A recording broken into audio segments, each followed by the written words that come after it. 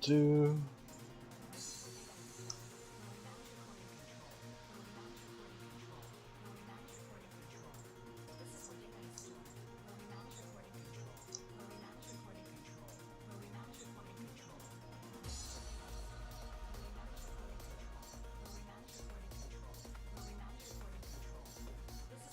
Hold on a second.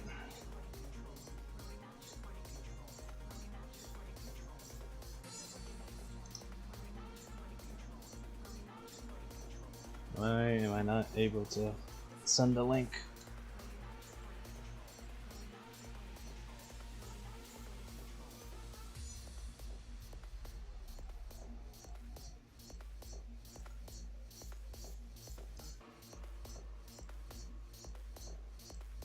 To do it the hard way.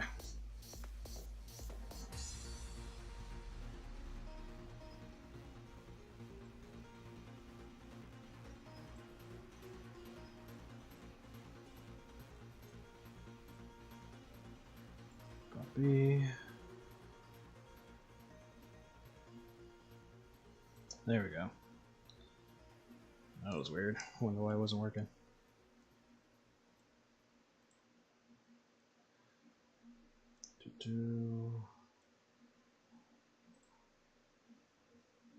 You go over here.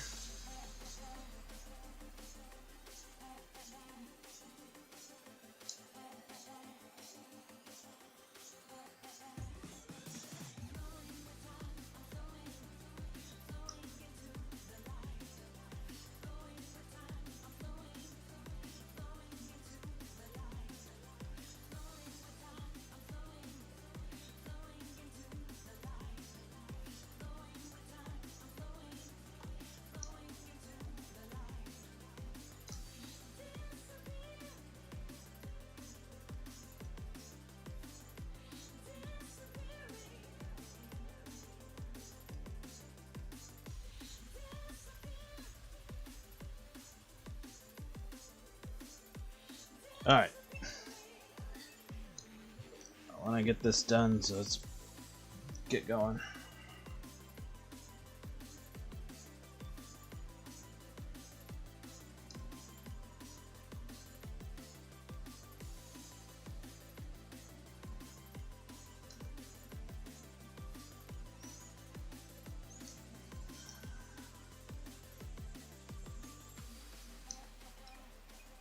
Let me just make sure the link works. Hello. There we go.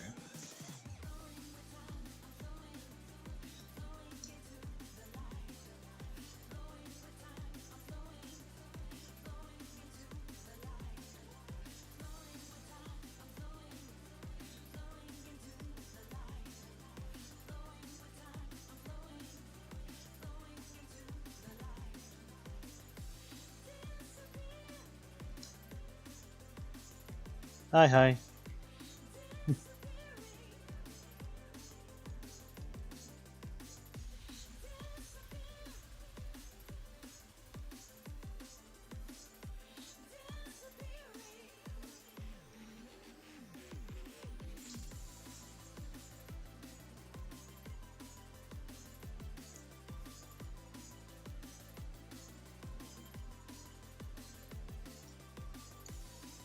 Yeah.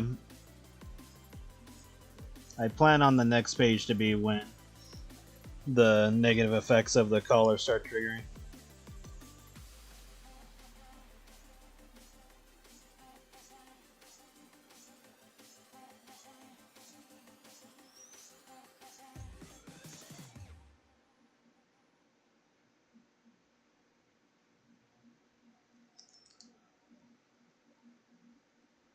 That's the plan, at least. And I don't like the way I did that.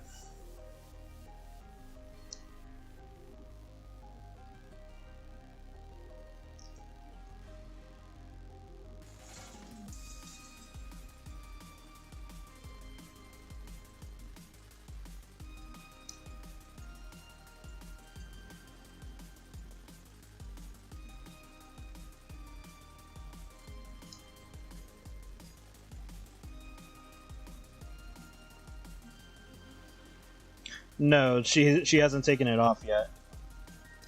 She's going to take it off in the next page.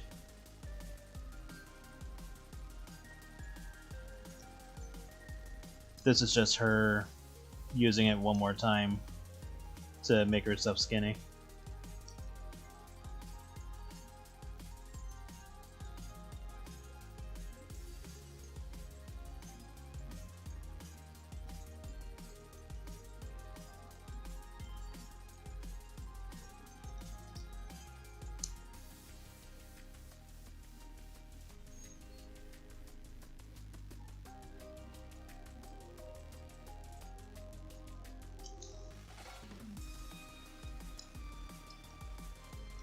Figured I'd just try to finish this up on stream and then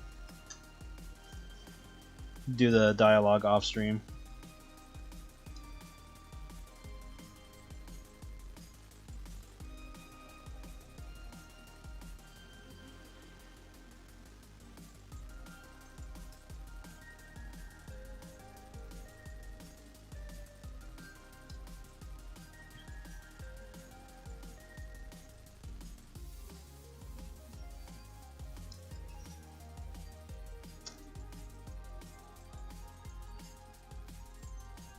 Yeah, basically.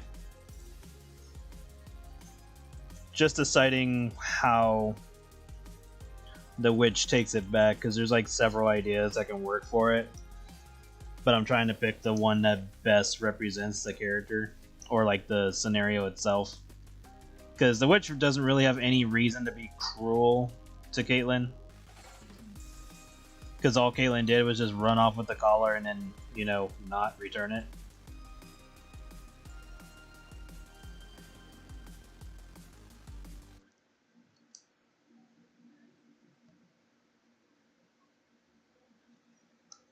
And then there's the matter of setting up the guy that likes Caitlyn. So there's just a lot of stuff that I'm working through just to make sure it falls into place the way I want it. But it's not like hard or anything, because once the moment comes up, I'm gonna pick. But I definitely want it to make sense.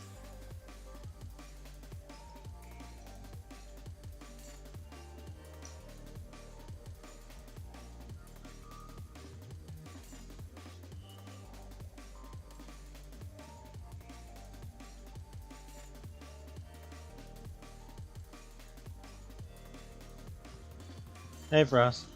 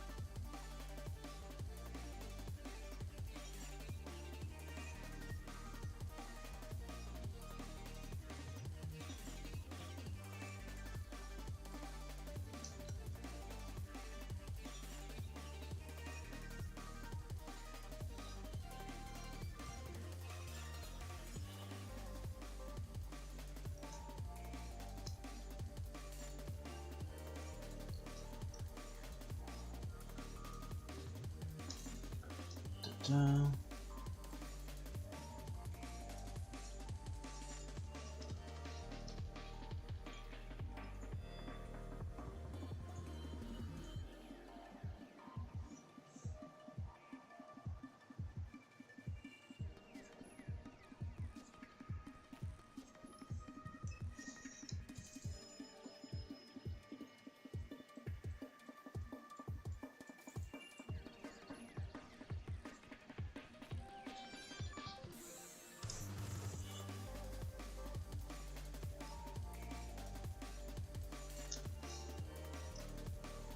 And now I think I just came up with a good way to deal with the witch and the collar and all that, so. No, I do not like the way I did that, so let's fix this.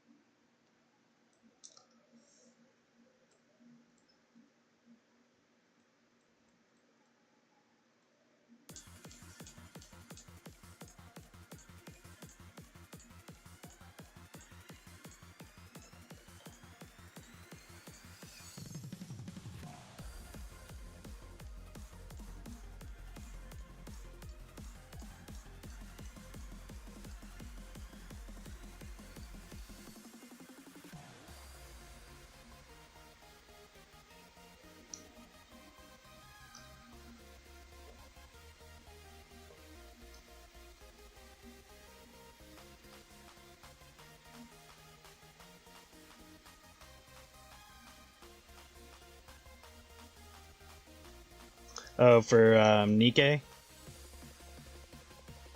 I'll have to do my pulls later today.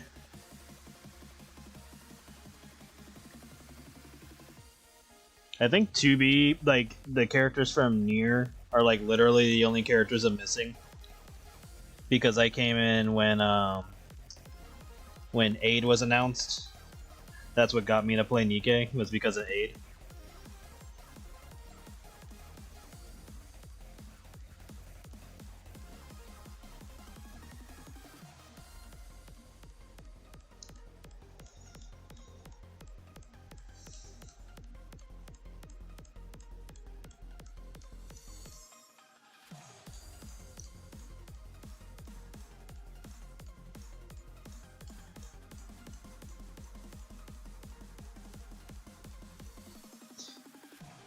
Yeah, I'll have to be sure to get on today so I can get her.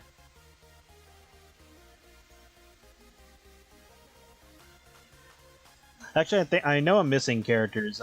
Like, I shouldn't say I have every character. I'm pretty sure I'm still missing a few, but I gotten a pretty good chunk of them at this point. Like, I don't know who exactly I'm missing. I'd have to look on my account to find out. But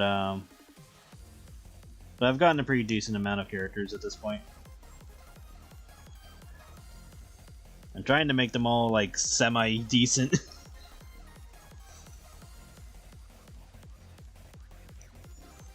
Because so far I think I'm at level 303, I think, in terms of how high my characters can go.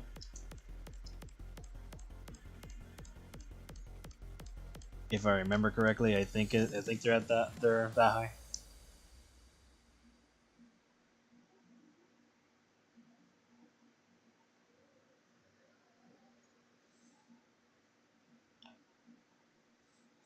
Because 400 seems to be the cap for most of the main challenges.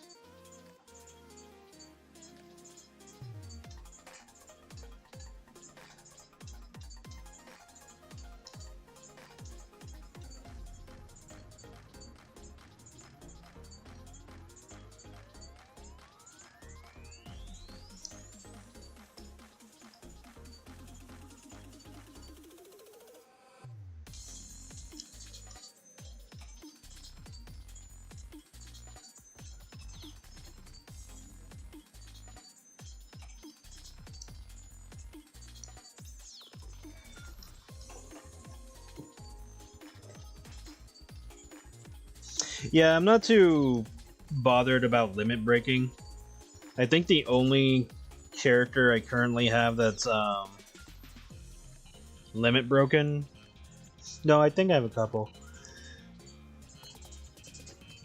But the one that I like intentionally went out of my way to limit break was Cinderella.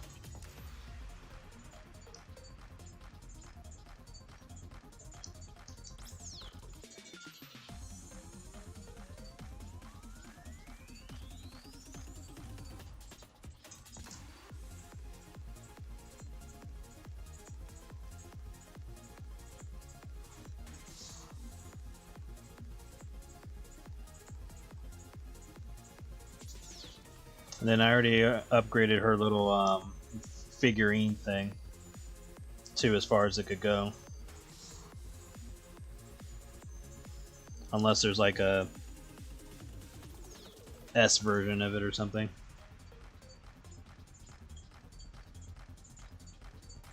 Oh. I'm like, why is this not working? I was like, well, dumbass, you're pressing the wrong button.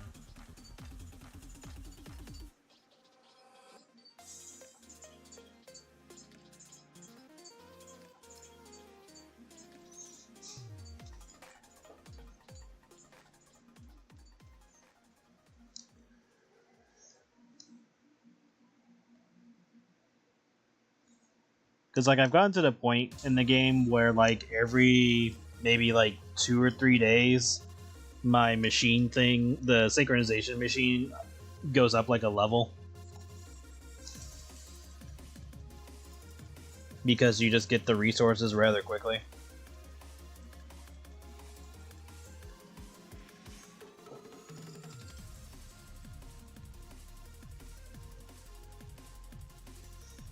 Oh yeah, I like Bread. She's fun. I'm trying to upgrade her too.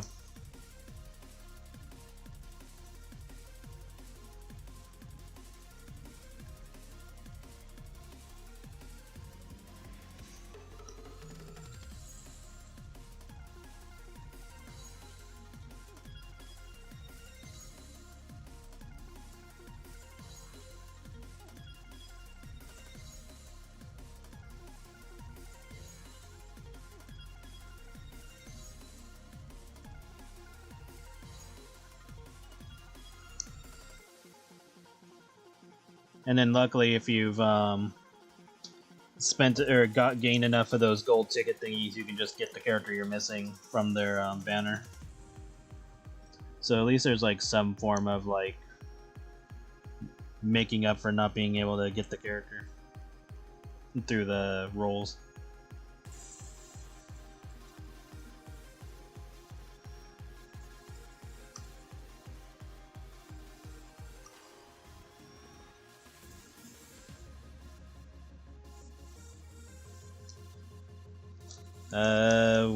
What are the Stardust scores? I have to look at them.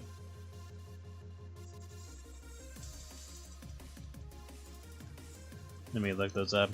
Stardust scores, Nikkei. I just have to see the item. Half the time I'm like, what the hell is that?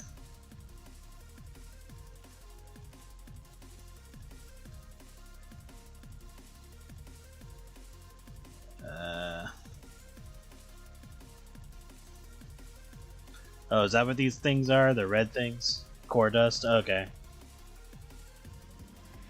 Yeah, I get like a bunch of them, like, every 2 or 3 days. And then they sell them in the shop too, so, and you can get, sometimes you can get them for free or for like a small amount of gems. I usually just wait for like the gems to be like really, really, really cheap, because you get gems rather easily in the game. And then sometimes they don't even sell it for gems, they'll sell it for the regular currency. And you get like a shit ton of those. Yeah, it's the red ones. Yeah.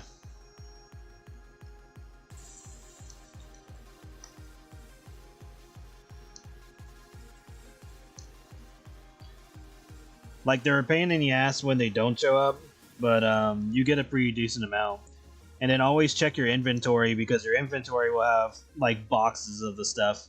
Because I get like, what, 2,000 or 3,000 of them a day? And you need like 10,000? And that's like with spillage of like of a few more that's within them. So you can level up in like 2 or 3 days. Yeah, you mostly get them from your inventory. Get the shitloads from the inventory. So definitely open your boxes if you haven't, because if you haven't, then you probably have like a shit ton just sitting there.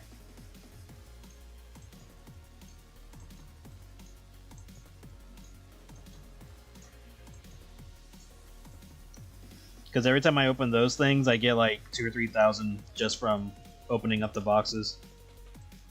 Sometimes a little less, like 1,200 or something, or a little higher than that, but that's usually where I get the majority of them. And then do the raids. The raids give you a shit ton of those too whenever those pop up.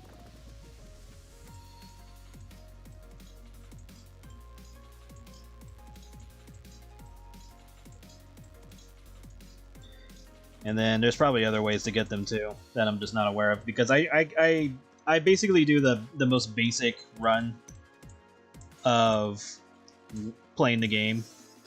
Like, I just start the game, I go through the shops first, then I do the ARC stuff, then I do like 5 levels of the battles of the campaign, because I'm just trying to like get the next level up thing that gives me like 100 gems each time I do that.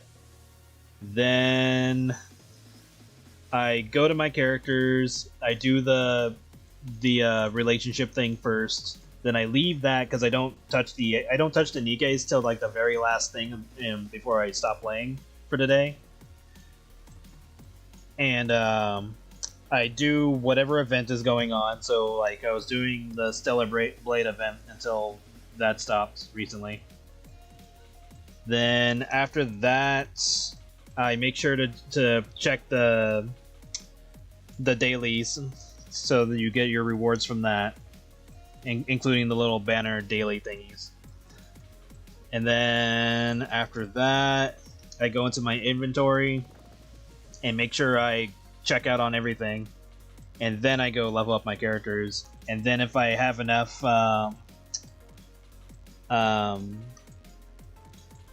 materials for the synchronizer, then I level that up too. And then that's pretty much it for my day. And then I go do something else. But Nikkei takes a while. Like they've upgraded some things to make it faster, but Nikkei takes a while. Nikkei is like at least, I don't know, like depending on what I'm doing, at least a half an hour. And that's if I'm like not going crazy by like doing extra battles or something. It's like a half an hour at least. It used to be an hour, but they made things a little bit faster.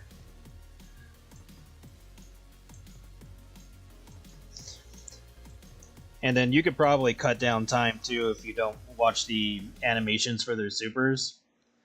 So you can save yourself some time on that too. I tend to multitask, so whenever I play like gacha games or whatever for the day, I have Arc Knights and Brown Dust 2 going on at the same time because they don't take any time at all. They take me like 20 minutes if I'm just running through it. Maybe less, and the only time they ever take longer than that is if there are like new events going on, and then I go through the levels individually because I have to.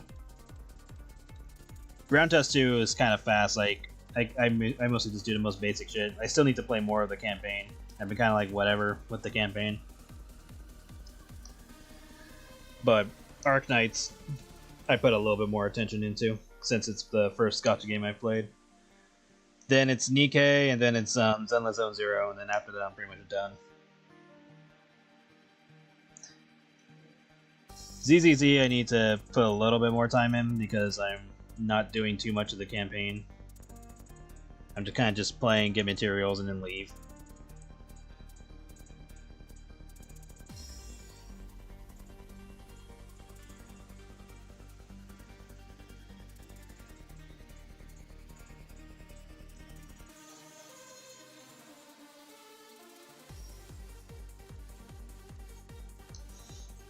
And then after that, it's pretty much just drawing all day.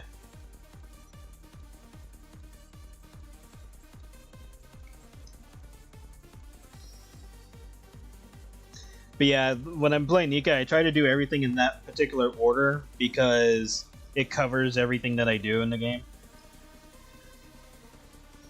And there's like less backtracking. Like the only time I really have to backtrack is when I'm fiddling around with the Nikkeis. Because I'm trying to like do all of the requirements for the dailies, so that way I don't have to like go like oh no, I didn't recruit somebody, or I didn't go to the relationship thing and do this and do that. I try to do pretty much everything in one go, so that way when I check out for the dailies, everything's done for the day or week or whatever amount of times I did it to cover.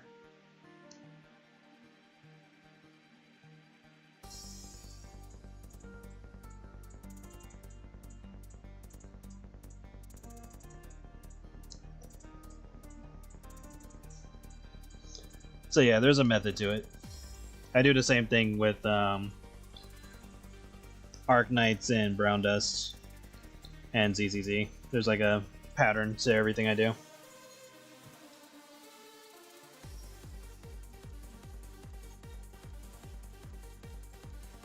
Because that's what I did when I was playing Marvel Avengers Alliance, and I realized that whenever they did their events, they give you like a special currency in order to do their events, right? And in the events, they would give you like dailies to do, so that way you could get more points and try to get further along in the events and then unlock the promotional character and stuff. What I realized when I was playing that game was that some of the missions they gave you would also apply to the general levels you would play normally. So like the campaign events. So like for example, if they gave you a mission and the mission was defeat 10 thugs or something like that, you did not have to do that within the event itself. You could go to the regular campaign and do that, and it would count. So that would save you on resources. So I would do literally everything humanly possible outside of the event to retain my materials. And then when I absolutely had to go to the events in order to do the rest, then I would do that. And I would save so much resources on that. So basically there was like no way that I couldn't get the promotional characters because I saved so much time and resources to do it. So I basically got, because when Marvel Alliance was around, I literally had every character in the game. I had every character in the game. I think I had every weapon that came out. God, I missed that game. That game was peak.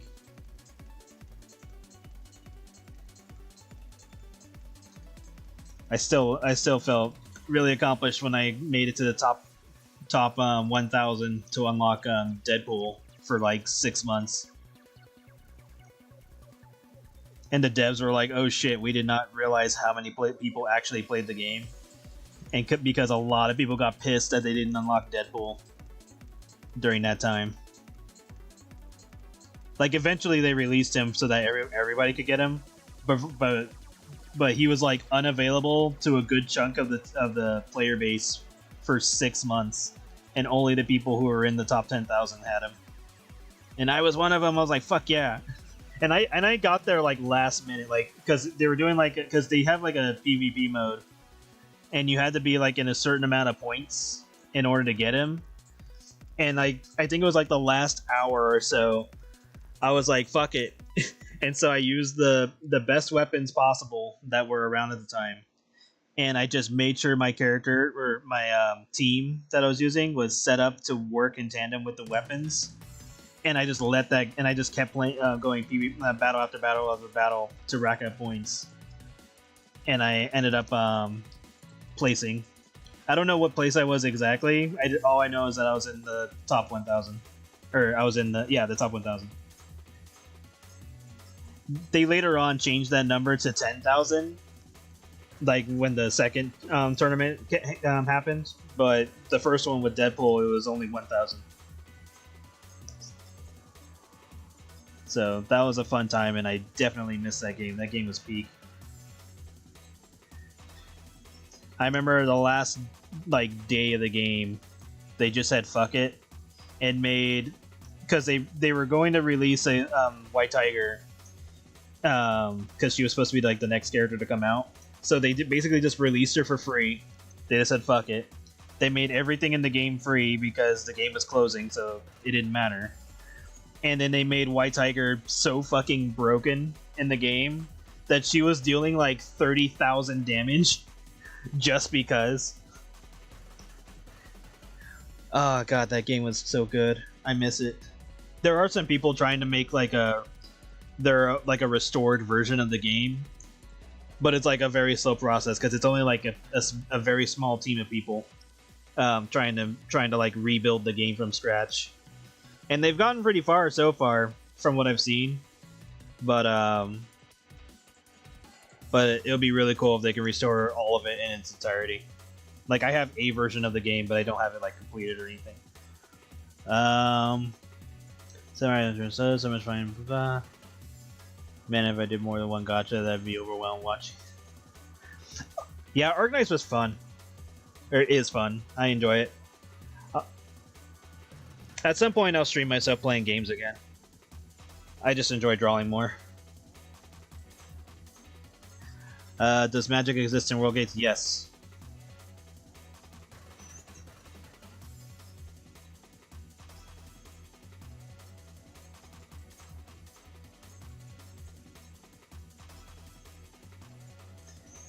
Because you gotta remember, World Gates, IHAT, Black Circus, Dreamfield, and to a lesser extent, Buckle all exist in the same universe.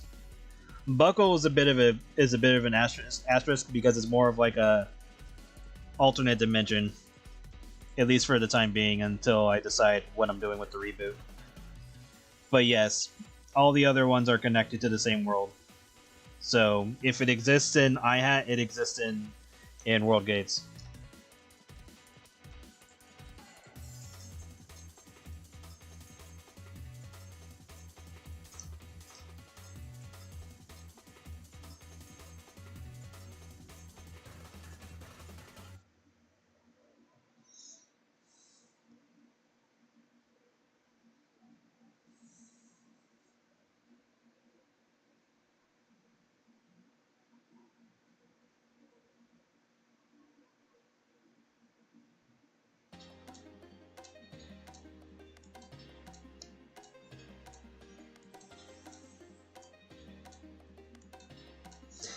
Yeah, if Marvel Avengers Alliance comes back, I wouldn't mind streaming that. It'll be interesting to see, because from what I saw of the people working on it, they're basically making it so that you can just obviously play it for without having to like wait for your energy to recharge. So if you want like all of your energy to be like over 1,000 energy, then you can just have it that way, and you just play through the game. And then I think they made it. They're trying to make it so that characters unlock when they should. So they're trying to make it so that you don't just unlock the best characters immediately. They're supposed to unlock as you progress through the story and stuff like that, and then the events unlock, and then that's when you get the characters that are appropriate for that time. No, magic is not called aura in their universe. Aura is technically not like the actual term for special abilities, but that's like the simplified way to say it. But magic is its own thing, and aura is its own thing. And then magic goes by the archaic spelling. But for characters that don't know that, they say it the normal. They say it without the K at the end.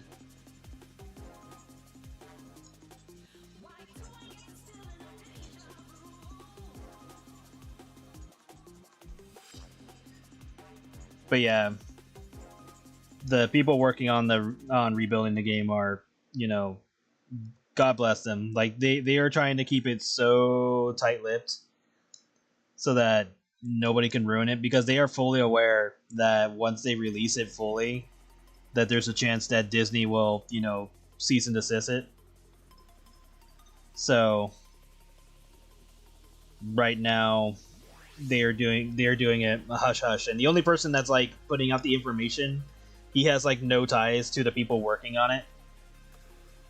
but he's the only one that's like informing the fan base of their progress. So that's it. Like he has zero ties to the development, and they're keeping it that way because it's like, yeah, so he has nothing to do with the people working on it, but they're like, you know, letting him put out the news every time there's an update.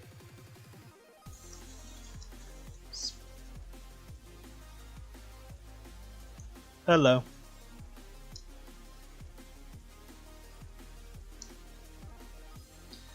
Alright, so got that.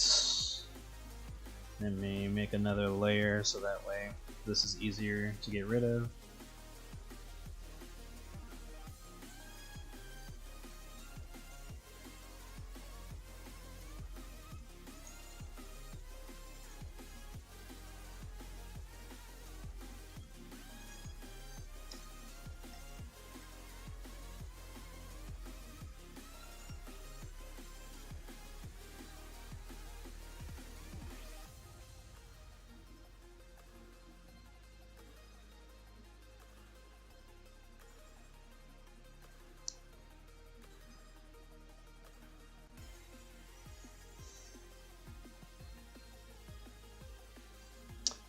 Yeah, because a lot of mistakes that people do when they say, "Oh, we're making a updated version or remake of whatever," they're stupid and they like put out like tons of videos about it before it's even ready, and then they end up getting cease and desist beforehand, and then they can't release it, and then it's like, well, damn. The same thing goes for when they, you know, make a game that's like a spiritual successor, but then they keep the same name of whatever it is, like Pokemon, for example. And then, of course, they're going to get cease and desist because they're using the name Pokemon, and they're using Pokemon in the game. So it's like, well, you guys kind of wasted your time. But when they're like trying to make like an updated version of something, like, oh, we're going to make a better version of Pokemon Red and Blue, and they put out tons of videos before the game is even ready. Like, let's just say they're still like 6 months away from releasing the game. They're gonna get cease and desist because they were putting out information before the game was ready, and then they gotta stop. And it's like, what the hell?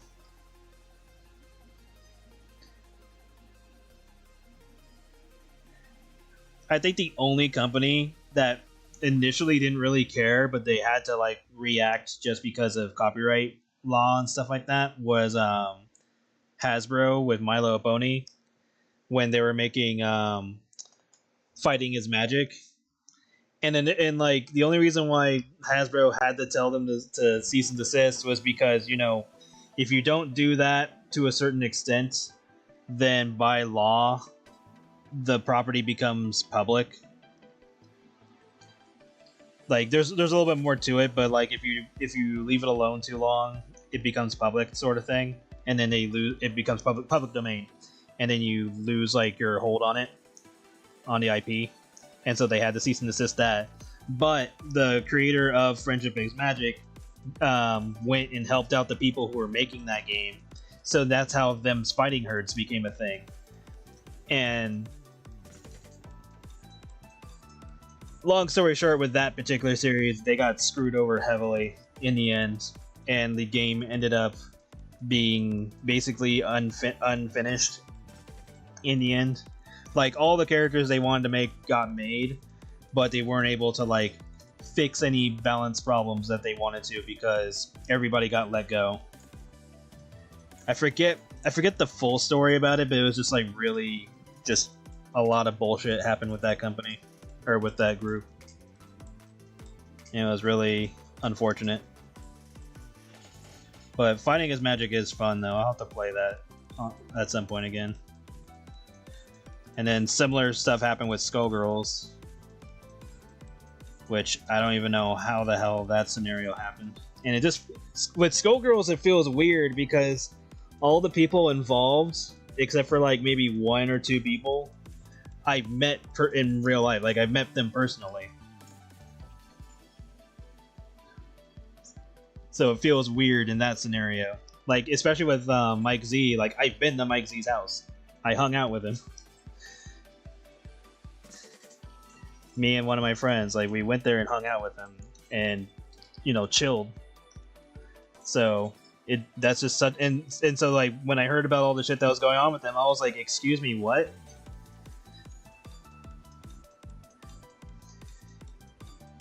And it feels so strange because hanging out with all the people involved, if you had told me that, like, without me understanding what happened, I would have thought you were just making shit up.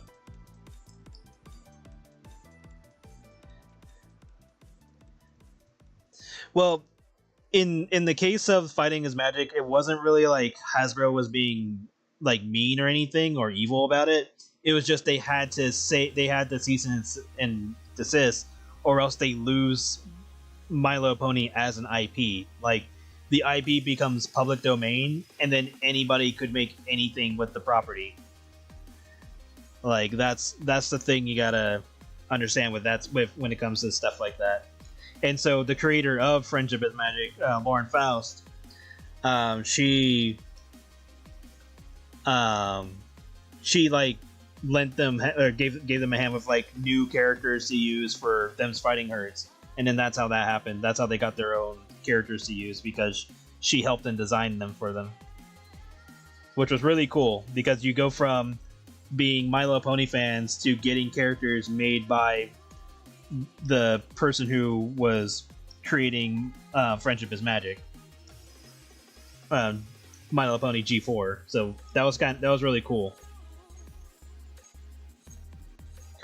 So that was just more of a specific case. It wasn't like they were trying to be, malicious about it. It was just they literally had to, or else they would lose their rights. And granted, the same thing goes for other companies whenever they do cease and desists, but there are some of them that are pretty chill about it, because like when it comes for Sega, for example, Sega is super chill with their fans making Sonic games. There are so many Sonic fan games out there that is crazy. And a lot of them make really good games, and like some of them have made like Sonic X style art 3D for one of their fan games. Another one's made like classic Sonic style. Like there's tons of those ones, but they have like different takes of the series. Like, oh, Sonic should have this specific ability, and they make like a whole game around it, or they make like unique levels and stuff that don't exist in the normal games and stuff like that. Like, there are tons of Sonic fan games. There's like a fan fighting game right now, or several of them actually, and it's really cool.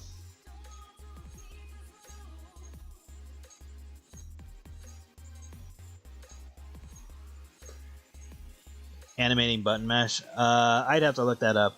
I might not know what that one was about. But yeah, like Sega is super chill when it comes to Sonic fan games.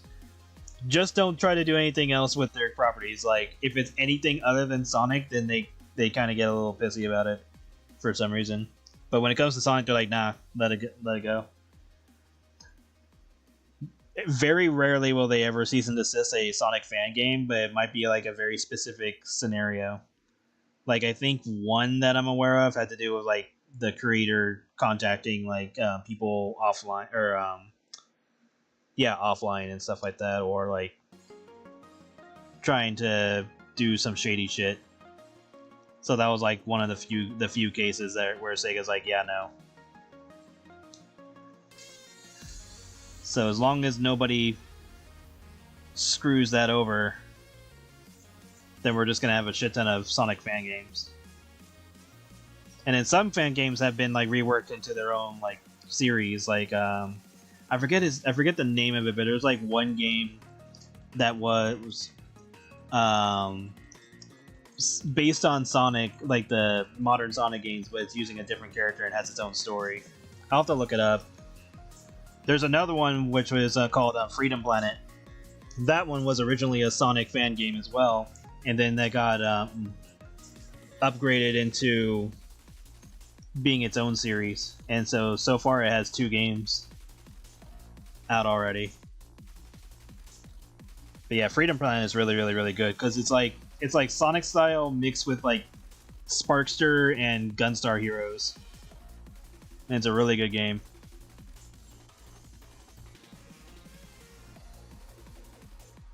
And like a little bit of Mega Man because one of the characters can act like Mega Man.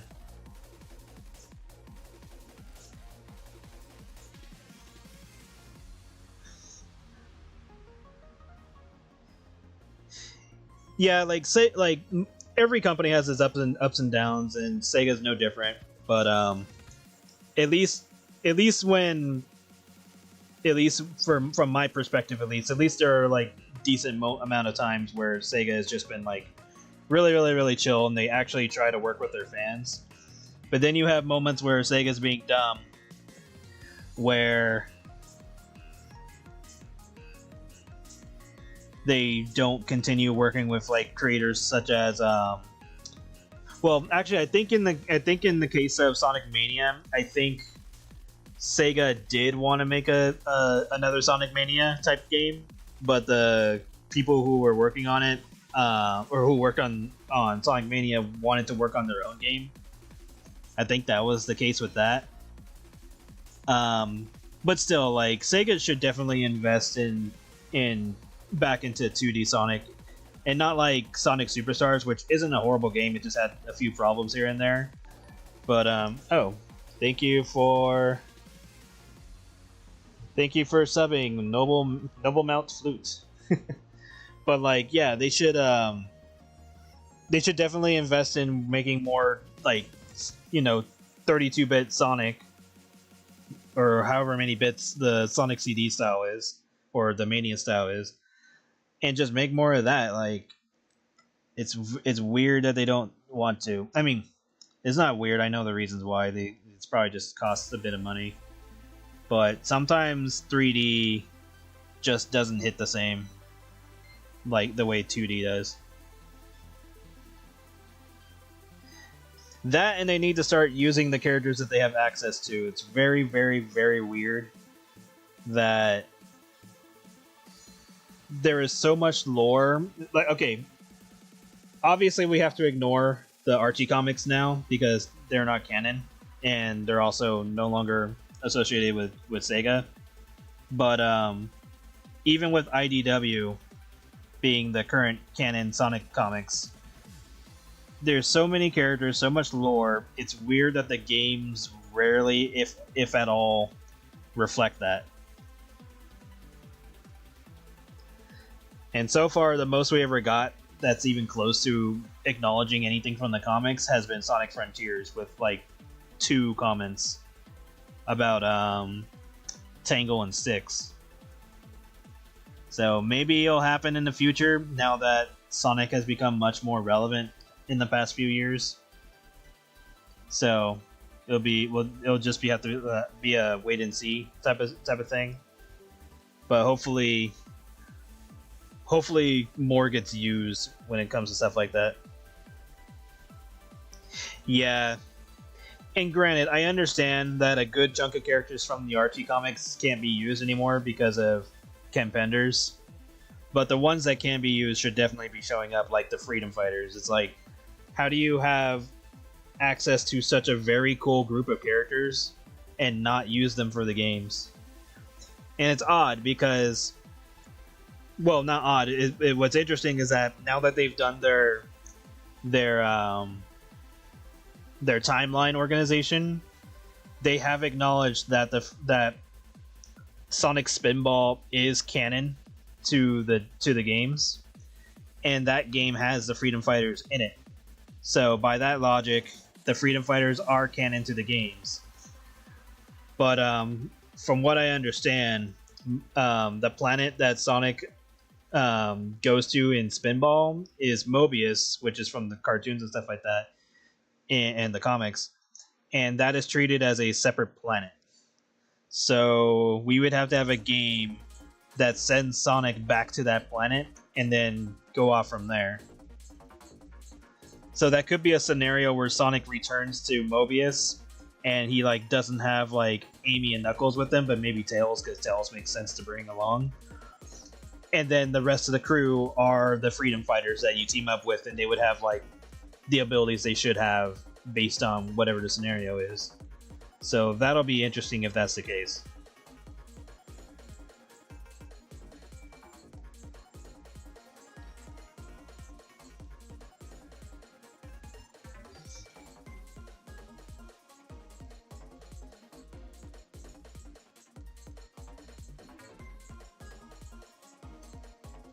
Yeah, it just basically boils down to how they handle it. Because you could have like a Final Fantasy Tactics type of game and have more characters to be usable, which is kind of what they're doing with the Sonic Blitz card game thing that's coming out.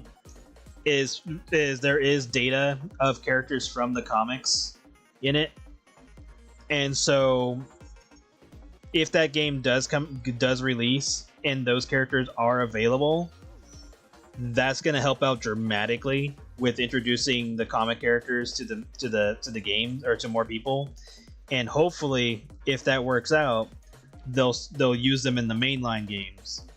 So we can only hope. So it just feels like baby steps, because even like the main writer, or one of the writers for the Sonic comics, Ian Flynn, he said that he's been trying to get those characters and others back into the spotlight, for at least in the comics. And it's like baby steps. It's like he'll get the ability to use like an older character, but then he has to like promote like a newer character in some way or something. And like in recent years, that's been Shadow, because back in the day, Shadow barely had any. He barely had like any story before the recent years. 17. That's what I mean. So it feels like we'll get there. It's just going to take an extreme amount of time. And it's weird, because even the developers of the Sonic games have said they want to use those characters that everybody likes. They just have to go through a lot of red tape in order to do so. Hello, welcome, or good morning. So yeah, it's a headache, but we'll get there someday.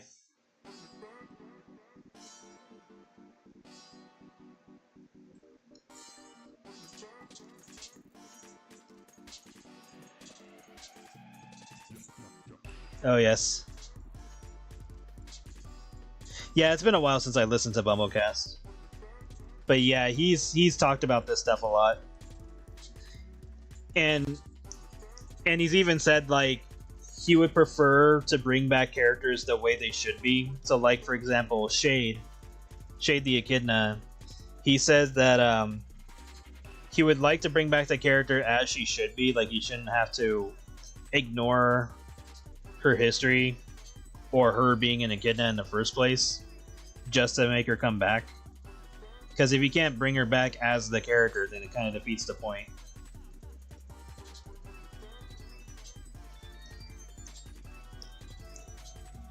And I feel there's a way to bring her back and retain her identity.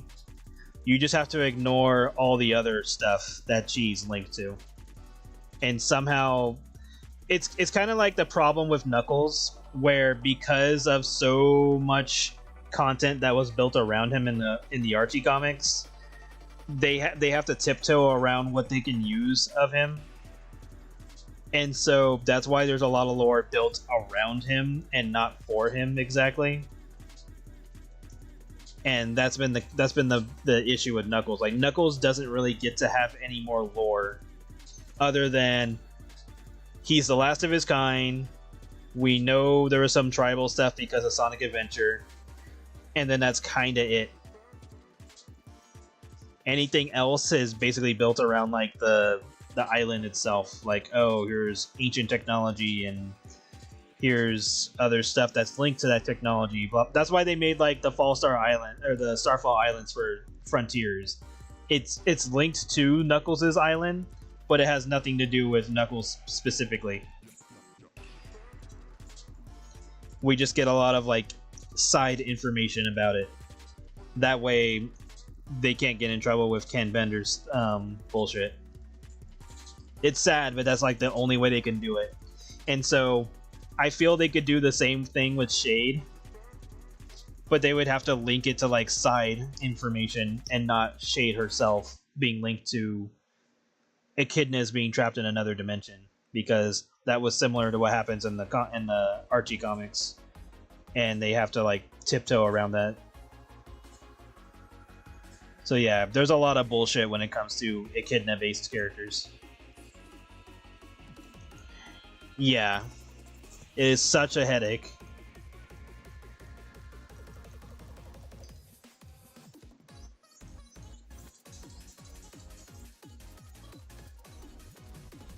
It's like, damn, Knuckles doesn't get shit.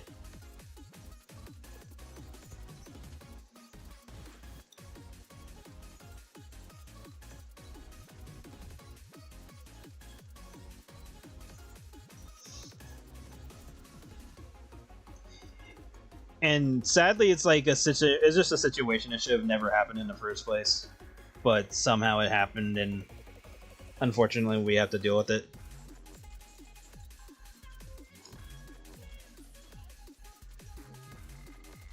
But that's why Sega's been super weary about using comic characters, because they want to make sure there's like no fucking hiccup involving them.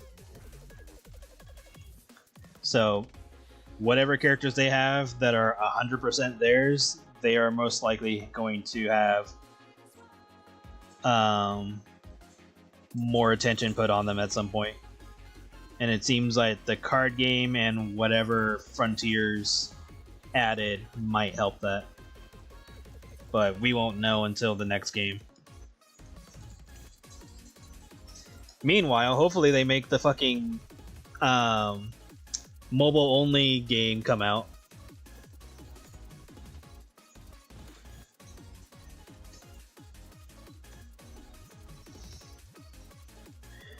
No, Essence does not have the power to transform, and if she were to have it, that's going to be retconned out, or whatever it is I'm going to do once I restart the series, because there's a lot of stuff in...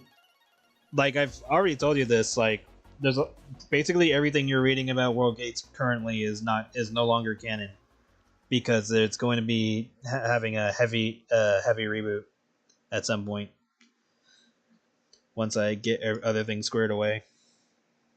But yeah, like, I've told you this stuff before. I don't know why you keep asking this stuff.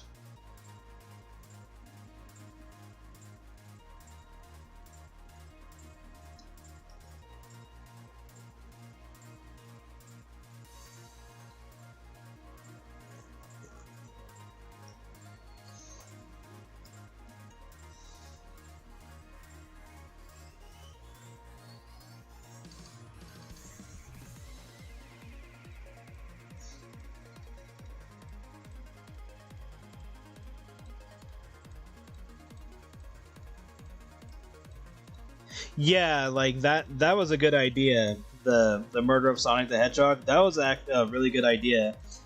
It gave us more to work with the characters we already know. It added in newer characters such as the conductor's wife, which everybody loves immediately. It's a different way to play Sonic. It's a visual novel, so they should definitely make more of that. Yeah, that game was perfect. Like, they should definitely do that again. Like, that would be a good way to make, like, comic characters show up in, like, a mainline game without having to go, like, without having to make it, like, super gameplay heavy or anything. Like, they could do, like, something small, like, small mini games, like the way Honey Pop does. Like, you could do something like that, where it's just, like, a Oh no, wait, yeah, they could definitely do it the way Honey Pop does it, because Sega has Puyo Puyo, or Robotnik's Mean Bean Machine. You could easily just do the exact same fucking thing that Honey Pop does, but do it with Sonic characters. Like, literally. Why are we not doing this?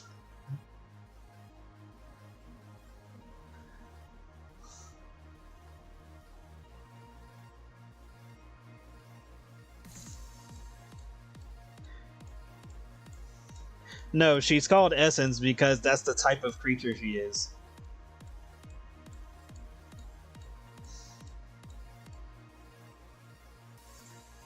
Well, technically she's the soulless creature, but she just goes by Essence just because she wants to stand out, and it's like essentially the same thing.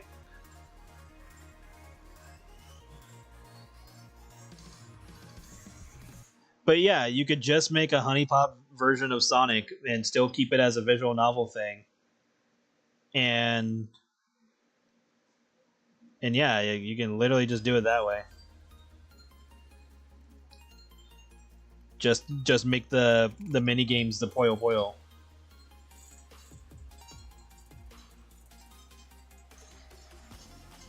Yeah, we need some we need somebody at Sega to play fucking Honey Pop and apply that to Sonic. Just, you know, obviously make it PG or whatever their age range is. But just be like, hey, do this, but add in the visual novel stuff with Sonic, and the mini game is Puyo Puyo. There. You're welcome.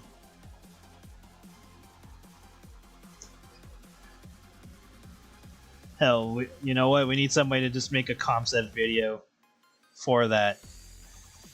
And just say, here you go, Sega. Do what you will.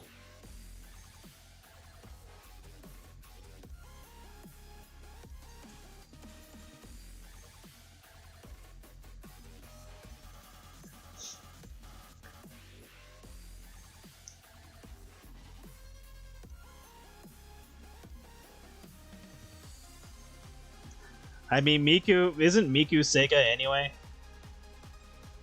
Because of the program that's made with her.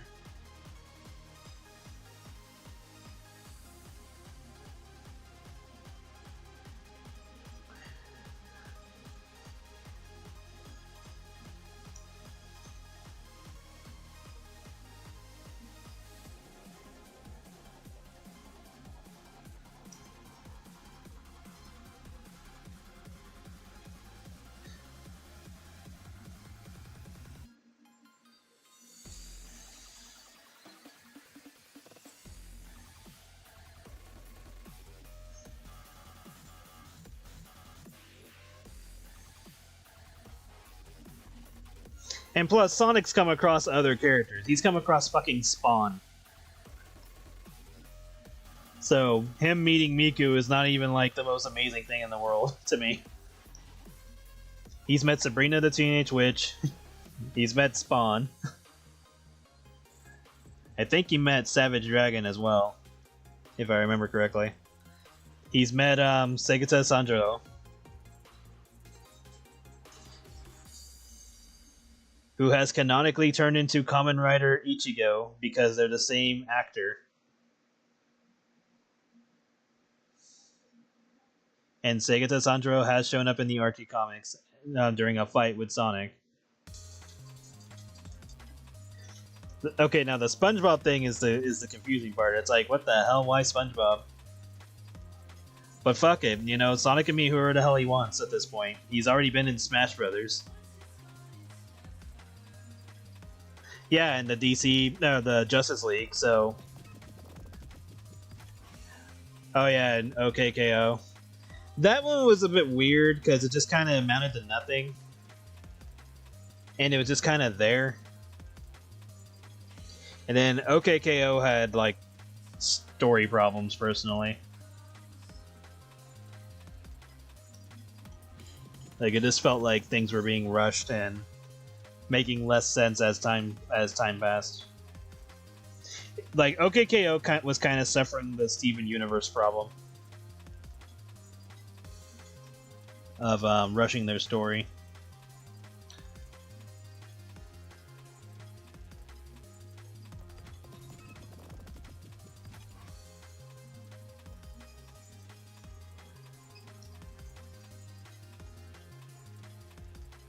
or like making scenarios not make sense, such as forgiving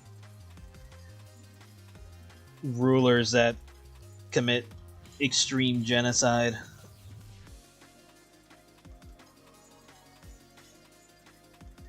And they're just like, I'm sorry, and then that's it. Like, that's the extent of where that goes. I'm like, oh yeah, sorry you destroyed my planet and killed all my people. Yeah, sorry about that. Yeah. Which, let's be honest, Vegeta got away with that shit. So what am I even complaining about at this point? It's like, well, Vegeta from Dragon Ball got to get away with that, so. But I do like the fact that they acknowledge that if when Vegeta dies, he will go to hell.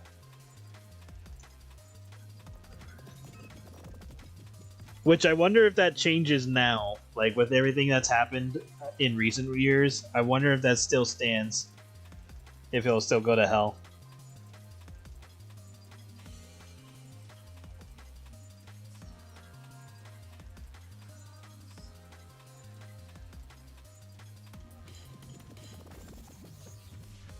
That seems to be the same.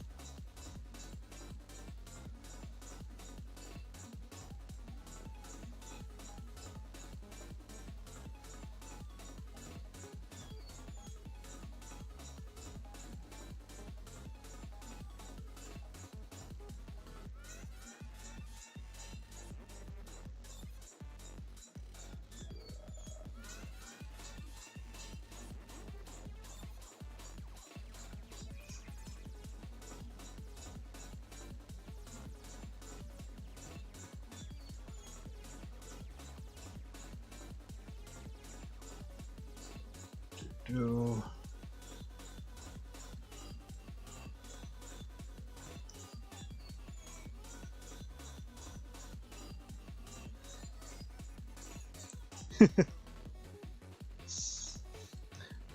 Well, that's what tight clothing does on her. So yeah, I've got to push the titties up.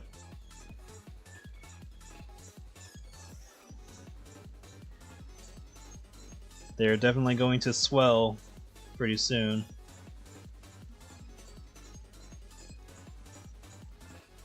Hopefully by the... Well, the next page is when she takes it off. The collar. I was like, let's clarify that she's taking off her collar, not her clothes.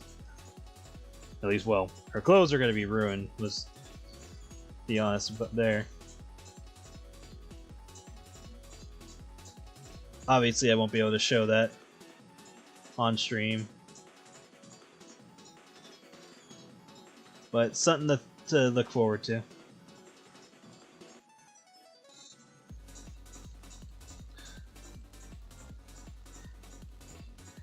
Oh, no worries. And you just got back from work, so, you know, just chill. If something comes up, something comes up.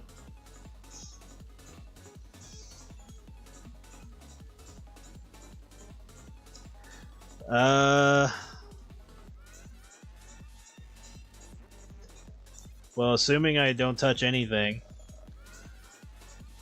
and we don't count whatever the hell it was I was doing with that weird reboot thing, because I might just scrap that entirely. It might salvage some of the pages that I like, but the last one was episode 27, and then the other one is some weird ass volume thing. I don't know. I'll have to. I'm definitely gonna scrap that because I don't know what I was thinking when I was doing that. But as for the original episode 27 is the last updated episode.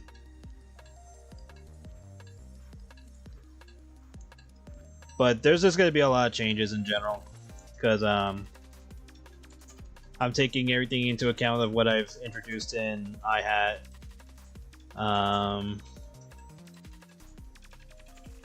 Any other character-specific lore that I've introduced is going to be applied. So the idea is once I'm done with all the side stuff, then I can get back to working on World Gates and probably Buckle. And as much as I want to say Buckle and World Gates are going to be updated this year, that's probably going to be changing, especially since I spent time working on the webtoon stuff. So the best I can say is when I get to it is when I get to it. Like, it's better to just not promise anything.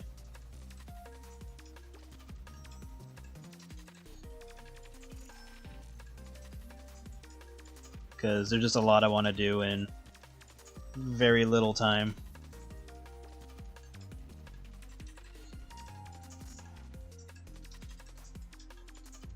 So I may have to look into condensing some of the ideas I've had and just making like a short one-shot. Yeah, exactly. So like I'll have to look through some of the ideas that I've wanted to do and trim the fat, see what needs to stay, what doesn't, what's relevant.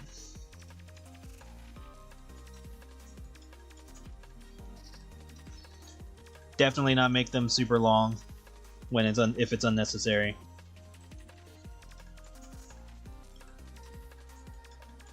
So yeah.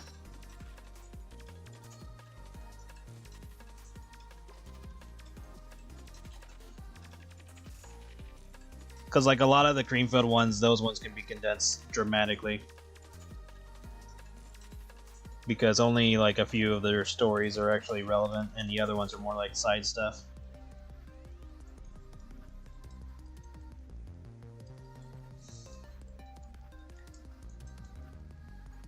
And then, I don't know, maybe at some point I'll do tiny bets for shits and giggles.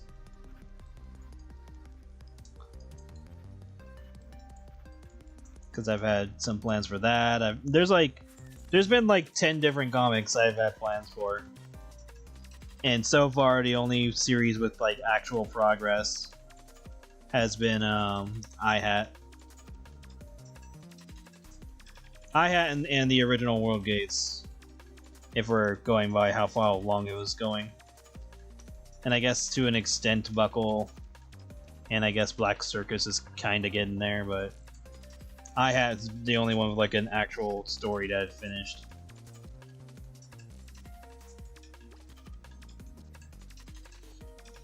And a lot of it's my fault, like, you know, I get inspired by something and I want to jump on it.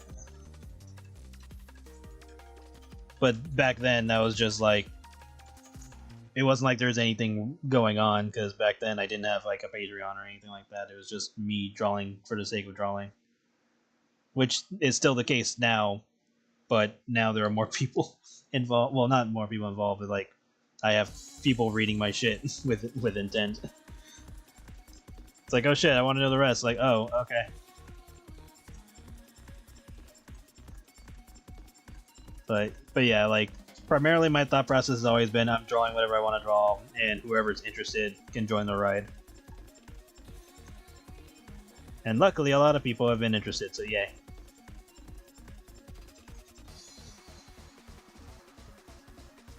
Okay, I think we're good on that.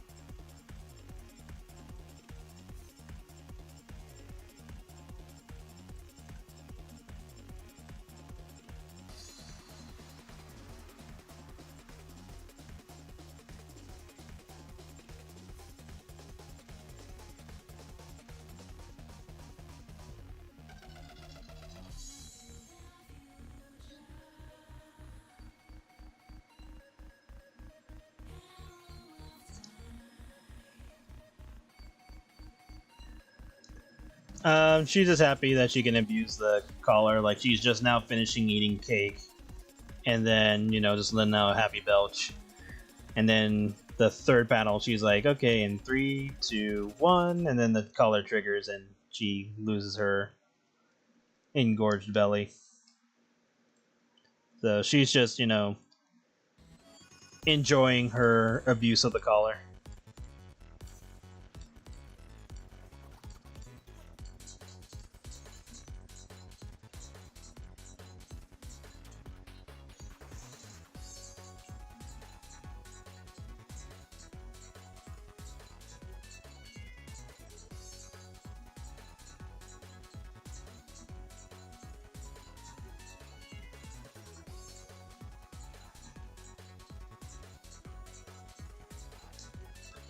And now I've finally settled on what I'm gonna have Hexiva do in this scenario.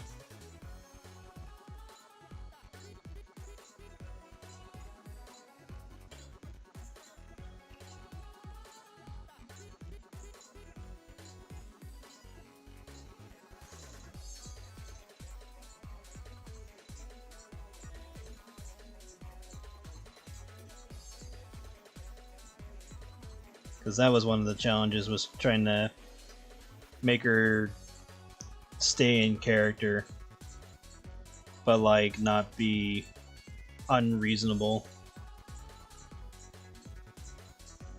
if she were to interact with Caitlyn.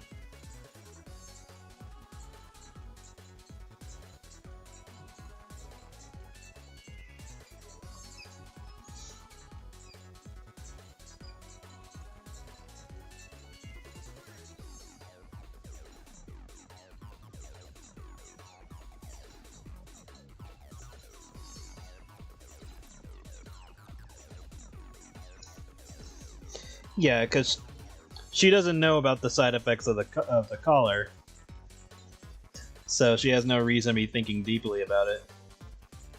As far as she knows, she can just use the collar, take it off, and then put it back on and still use it all over again. Which is technically the case. She just doesn't know about the rest.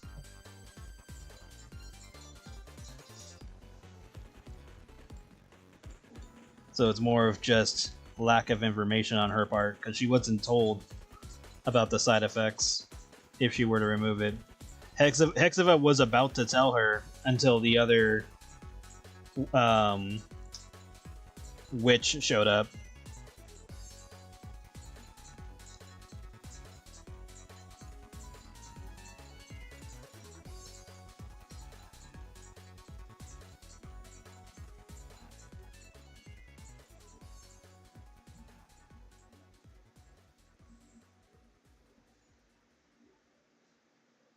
But yeah, she was about to tell Caitlyn what was going to happen, but she didn't get the chance.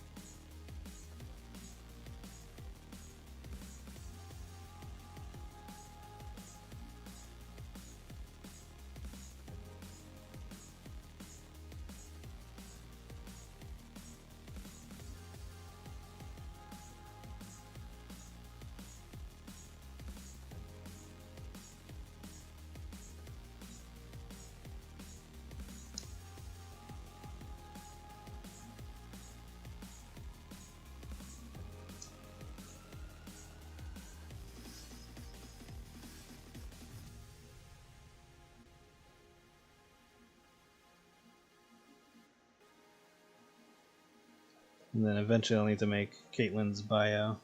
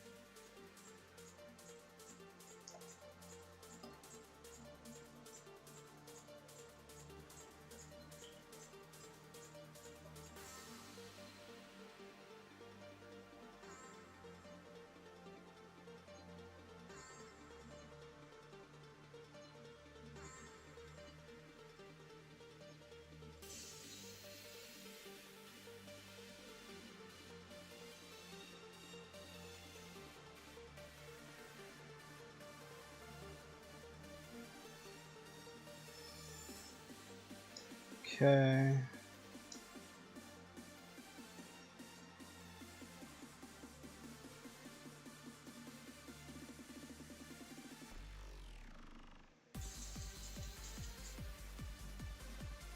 Missed all this over here.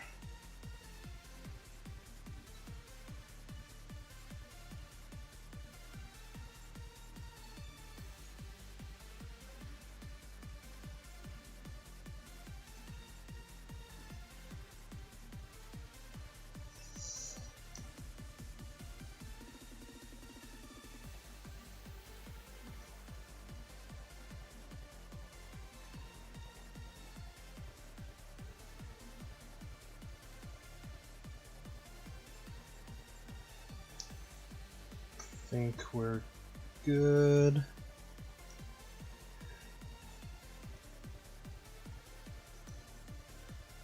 Alright, so next part.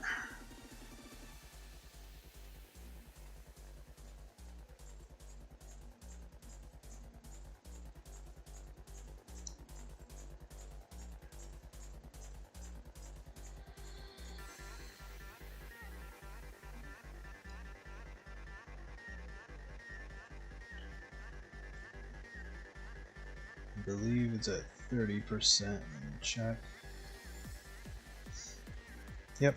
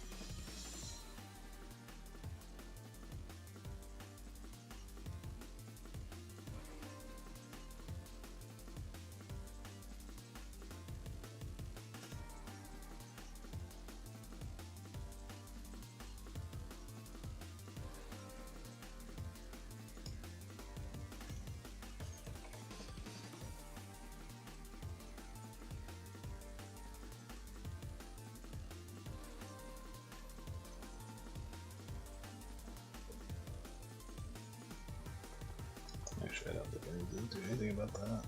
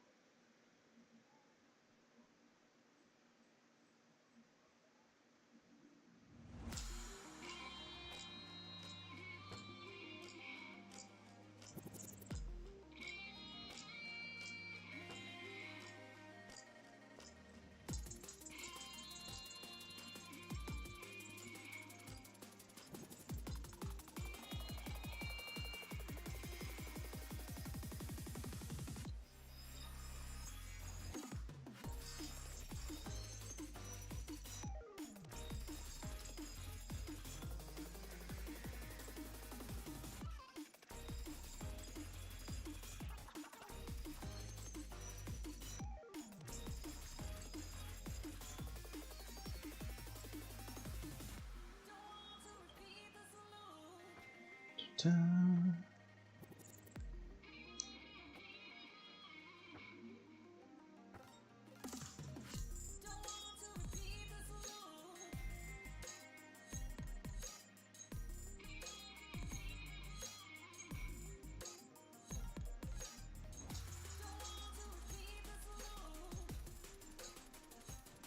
only trying to shade the most relevant parts.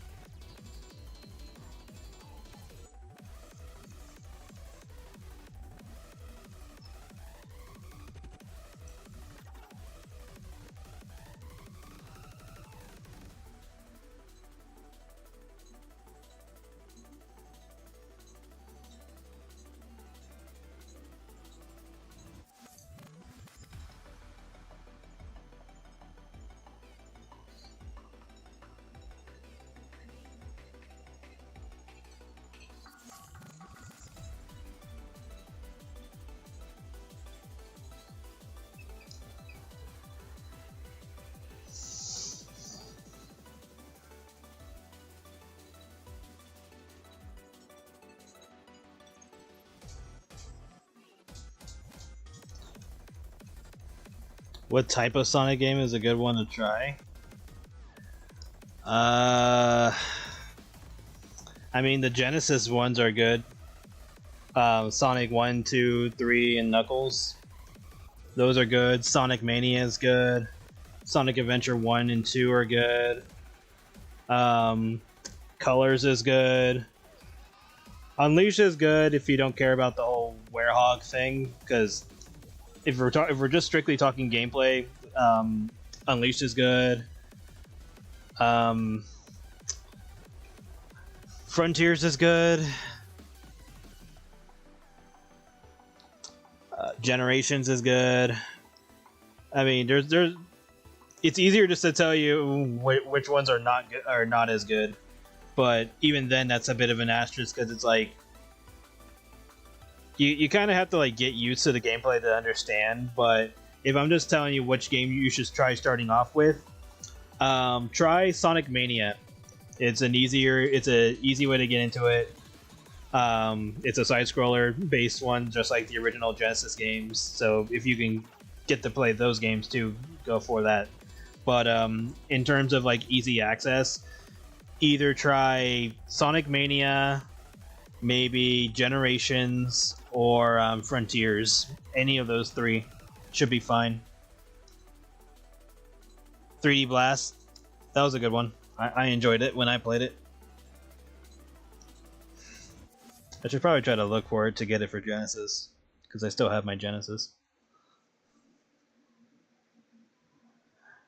But yeah, like 3D Blast was an interesting time. But yeah, like Mania, Generations, or Frontiers, those are good ones. Or if you're able to play any of the Genesis ones, then yeah.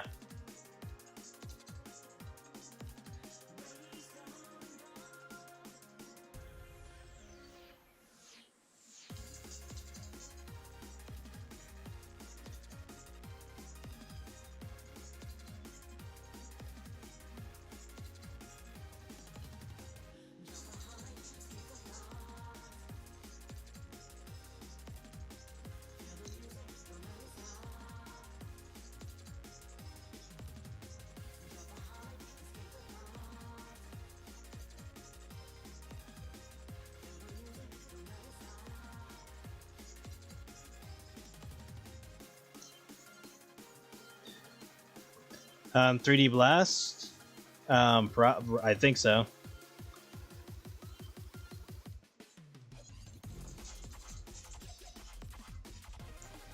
Like from the top view thing, yeah. That was a interesting time for that game. Like, it wasn't horrible, it was just different. Hello.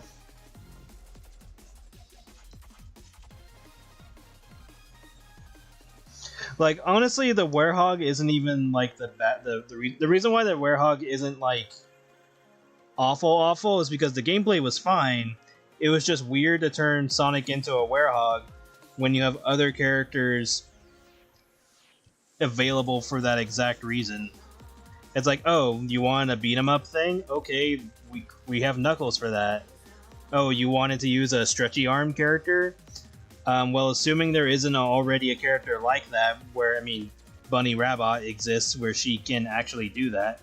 But if we're talking about strictly, okay, who in the modern era at the time was available, if you didn't have anybody, then just make a new character. Like, it didn't even have to be Sonic. Like, all they had to do was just change up the werehog's design, and they could have just called him or made him a whole new character.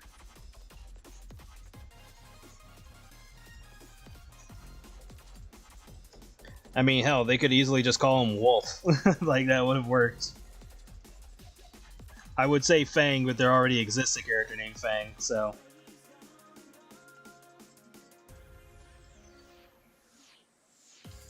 But yeah, it's just weird that they chose to do it that way. Yeah. Sonic 3D Blast is the one where you collect flickies. And it's funny because the flickies also have their own game. Sonic Rush was a good time too. Spinball is interesting. if you can get used to it, then the game is fine. But it's a little bit of a rough way to start as a Sonic game, or to start playing Sonic games. But I would not recommend it as a beginner Sonic game. But definitely Sonic 1, 2, 3, and Knuckles are definitely the go-to.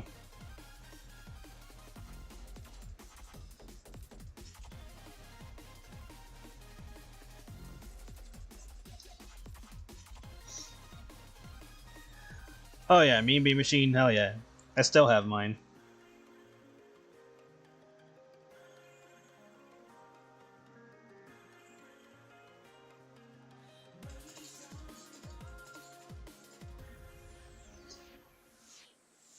And it's funny because Sonic Mania makes a reference to that in Chemical Plant Zone.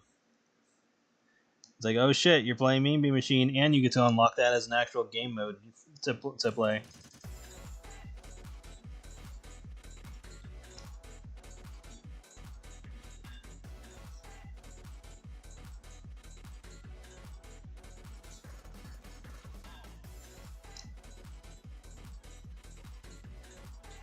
Yeah, the bosses in Spinball were trippy.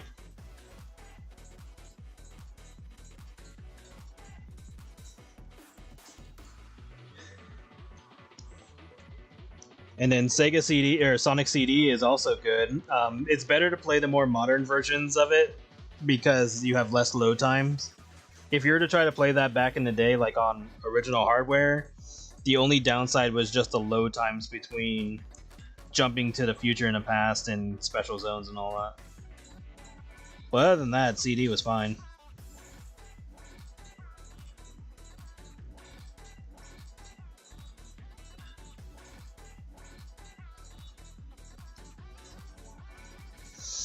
And then Sonic the Fighters is fun. Most of the Sonic racing games are good. Sonic Shuffle is a bit of a hard pill to swallow because the mini games are just really weird. Hello.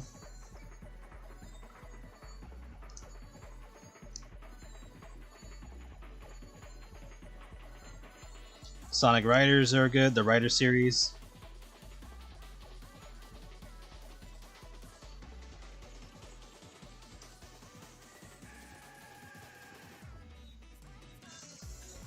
Okay, I think we're good.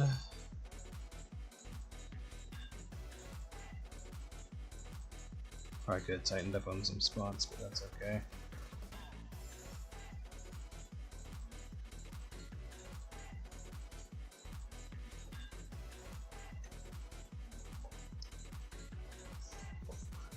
Breaking news, Sonic the fan likes Sonic games. I know, right? But yeah, like in terms of the recommended ones, either play the Genesis games, like 1, 2, 3 and Knuckles, Mania, Frontiers, or Generations. And like the other ones are good too. I'm just trying to like think of like the most like diverse versions of Sonic to explain. And Adventure, I should also throw in Sonic Adventure. Sonic Adventure is also good. So yeah, of those four, four sets, I should say. Those are the ones I recommend. The first four is Sonic Genesis games, Sonic Adventure, Sonic Generations, and Sonic Frontiers. If I were to try to introduce somebody into Sonic,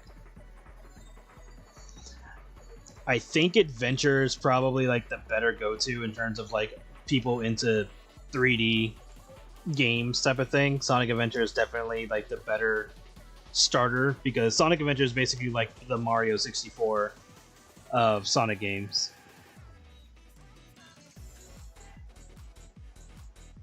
So I would definitely recommend it that way.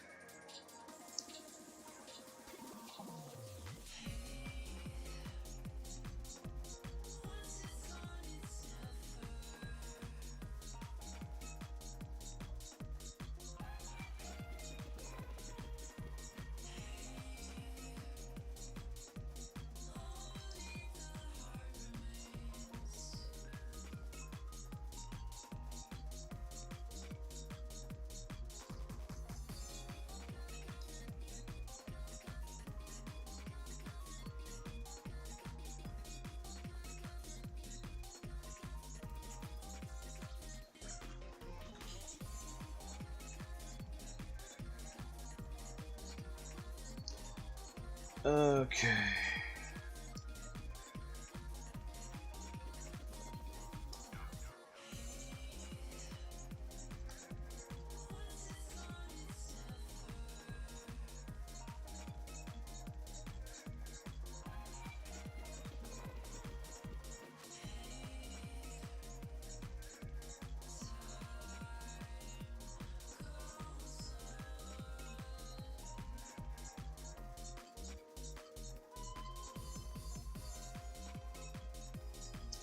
Mostly need this.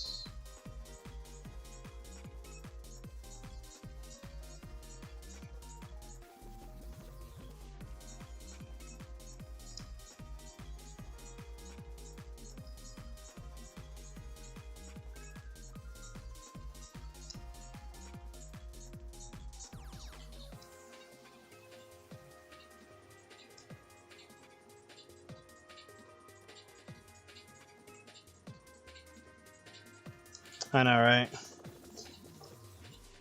I mean, who knows? Maybe it'll happen later down the line. The characters are still fairly new, I guess would be the best way to say it. You know what? Let me find out. When did Tangle appear in Sonic IDW? 2018. It's been 7 years. What about Whisper?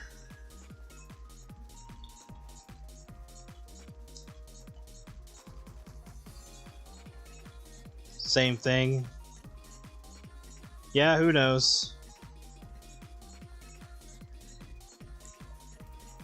Once Sega figures their shit out on that. I think it's doable.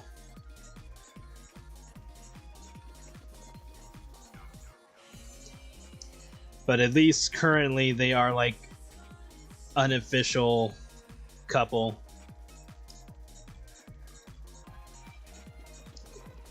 It's like everything about them is official aside from like name or like about like saying it.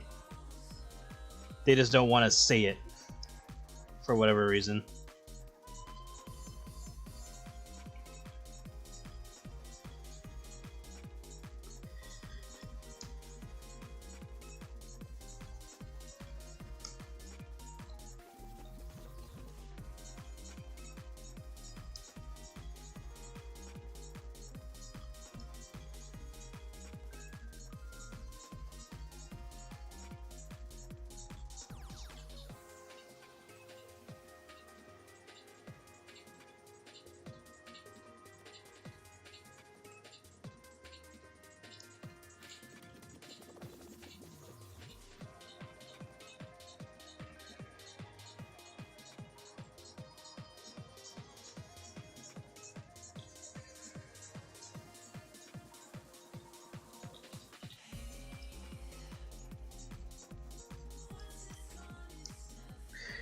Yeah, it sadly it's gonna be like that ever because of the.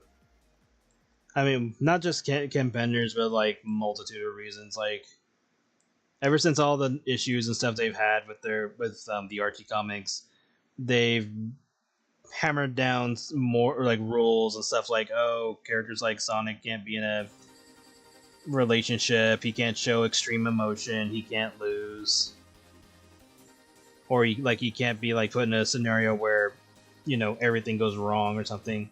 The comic exclusive characters can kind of do whatever they want, but Sega is still like a bit more tight leashed about them now. So it's just one of those things where it's gonna take time, unfortunately. But they are loosening up. It's just taking a long time. And again, like when it comes to the games, even the developers of the modern games are saying like they hear you. They would love to do some of the stuff that we're asking them to do. They just have to tiptoe around it. They have to walk on eggshells.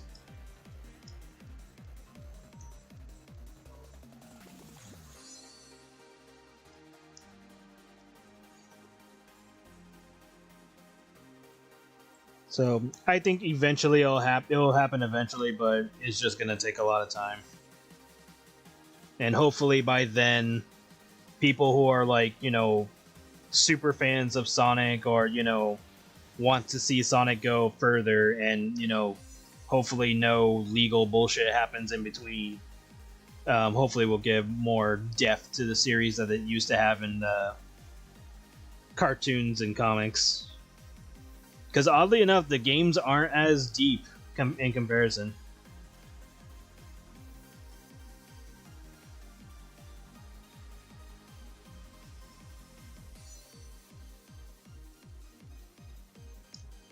Yeah, Rouge the Bat is weird because in practically every game she's appeared in, she's had her body type change.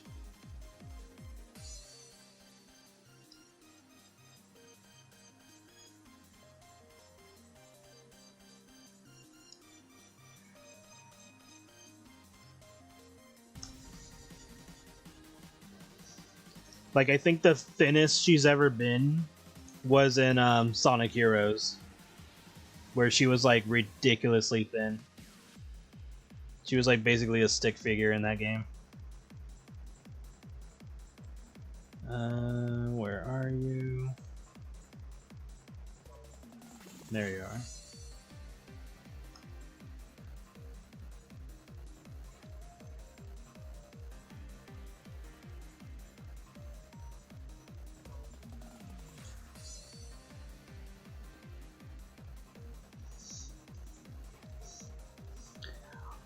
I guess so, because in Shadow Generation, she ended up getting censored again.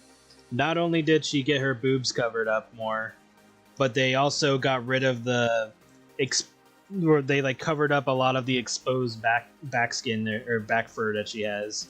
So they made her outfit more covered up, which made no sense because it was fine when the game came out originally. But for some fucking reason, they decided, oh, we gotta censor this now. That's why it's basically up to fans at this point to be like, hey, what the hell? And then we'll mod it out, because it was stupid to change it in the first place. And I'm sure the devs don't want to censor this shit either, but they have to, because, whoever's in charge, they gotta listen to them. And that's usually the case. And then, of course, if we're talking about modern problems, then it's probably like, somebody who's in charge who shouldn't be in charge, but they get the last word in for some stupid ass reason, so everybody else has to deal with the bullshit. So, it's just one of those things where it's like, hopefully this shit gets phased out in the next few years, which seems to be the case with some companies. So, hopefully it gets phased out sooner than later.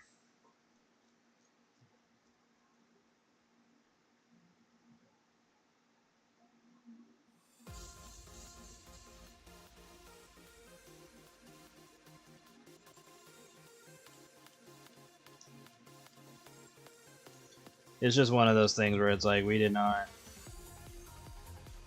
need these problems, and they did not need to be a thing.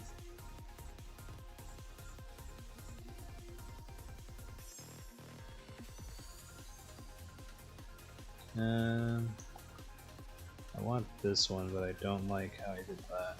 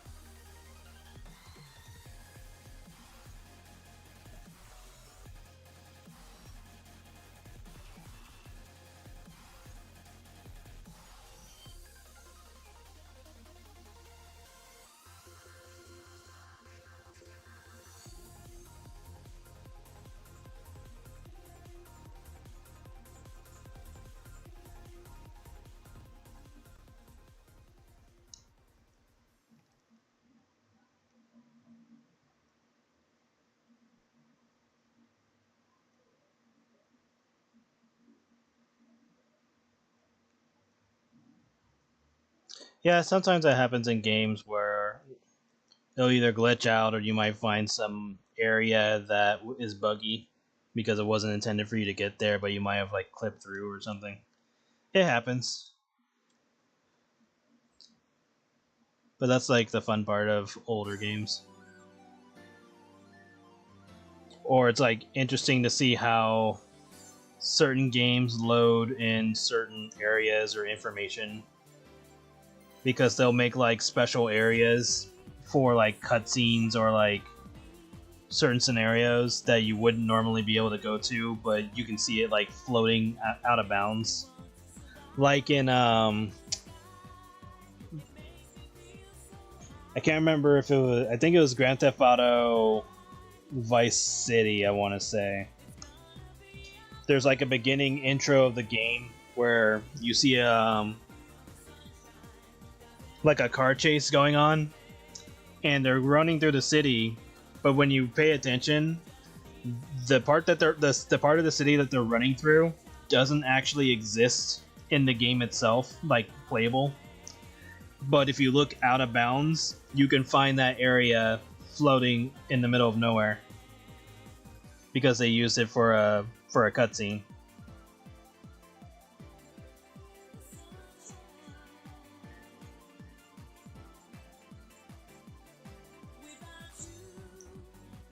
It was in the Switch games.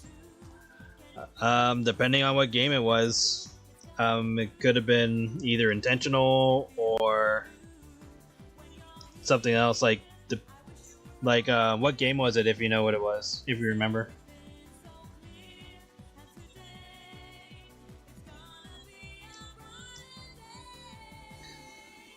If it was just like a random store-bought game, it could have been just like bad programming on their part, depending on what it was. But sometimes that shit's intentional. Just depends on the game.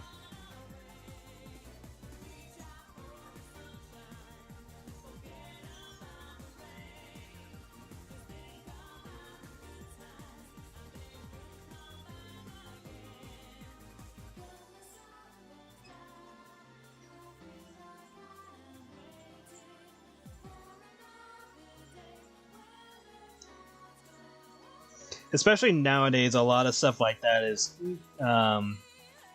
intentional. Especially stuff when it's like, oh, well, here's data in the game files of stuff that you shouldn't know about, but here it is. Like nowadays, a lot of developers are aware that players data mine their games. So sometimes it feels like some of the leftover information is on purpose.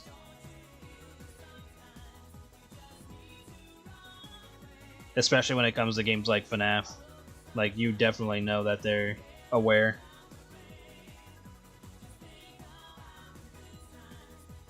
Bacon Man and Adventure.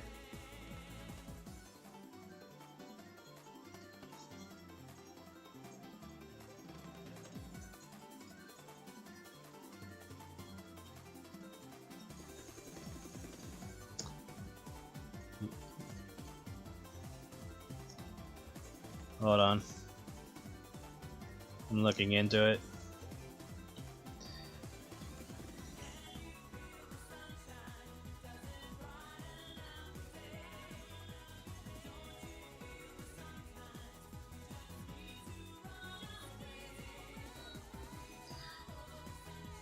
Yeah, it looks like it was a low budget game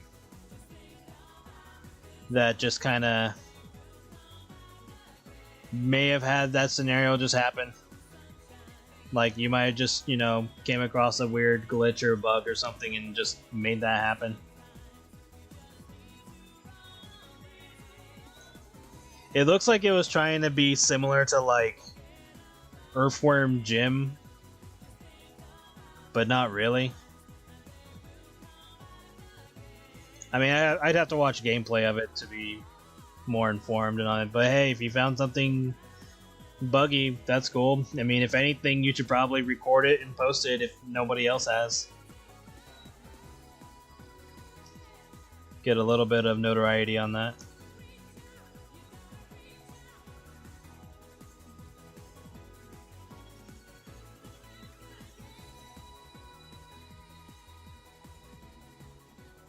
You play it because of a particular character.